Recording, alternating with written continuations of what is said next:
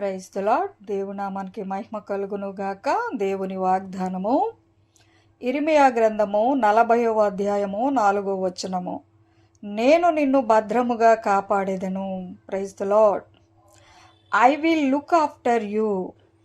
నేను నిన్ను భద్రముగా కాపాడేదనని ప్రభు మనకి వాగ్దానము చేయుచున్నారు.